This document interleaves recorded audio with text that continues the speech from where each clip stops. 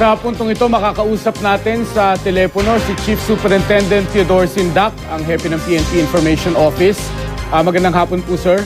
Yes, magandang hapon sa iyo at sa lahat ng mga nakikinig sa programa natin. Sir, inaasahan nyo na ho itong court order. Handa ho ba kayong ilipat siya ngayong maghapon na ito sa Fort Santo Domingo? Yes, totoo po yan. Natanggap na rin po, nais ko ibalita sa inyong himpilan na natanggap na rin po ng Regional Director ng Pro4A, si Police Chief Superintendent Jesus Gatchalian, ang officially transmitted court order na balik na po si Janet Lim Napoles sa Fort Santo Domingo sa Santa Rosa, Laguna. Ano oras po ninyo, sir, planong ilipat siya? Well, due to for security reasons, hindi po namin pwedeng ihayag yan sa publiko. Subalit, masasabi ko lang sa inyo, within today po, pipilitin po ng ating security forces sa pangunguna ng Pro4A at ang Special Action Force ang paglipat ni Janet Lim Napoles pabalik ng Fort Santo Domingo sa Santa Rosa, Laguna. May mga pagbabago ho ba kayong ipatutupad sa kanyang detention cell? Kaugnay ho ng security doon sa Fort Santo Domingo? Wala naman pong major na pagbabago sa physical or internal arrangements ng kanyang detention facility doon, maliban nga doon sa pagkonting pagkukumpuni, paglilinis at pagsasaayos ng lugar na yon.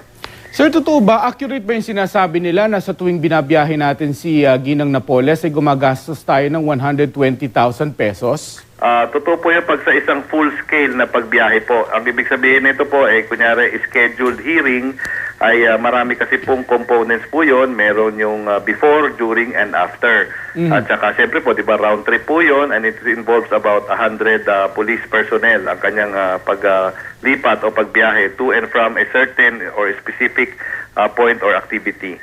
Sa mga darating pong panahon, may mga follow-up check-up po na gagawin si Ginang Napoles sa OSMAC.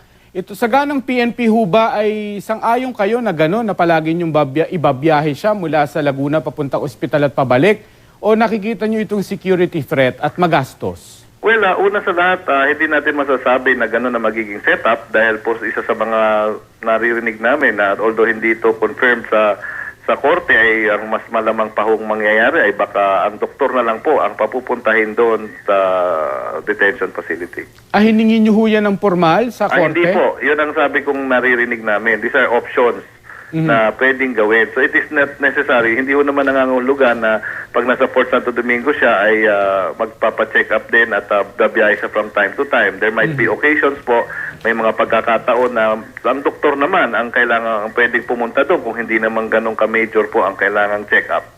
Kung hihilingin niya ho na maging mas komportable yung kanyang detention cell, may sinasabi ho na dagdagan na lang daw ng ventilador. Kung hihilingin niya halimbawa na maging air condition yung kanyang detention cell, ito ho ba'y papayagan ng PNP? Yung ventilador po ay kasama naman po doon sa pinayagang konting appliances doon po.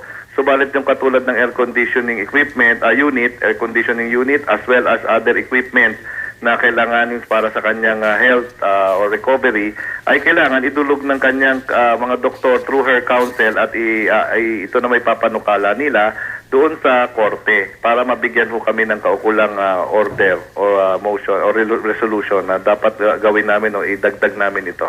Maraming salamat po. Yes po, maraming salamat po. Mabuhay po kayo. Si Chief Superintendent Theodore Sindak, hepe ng PNP Information Office.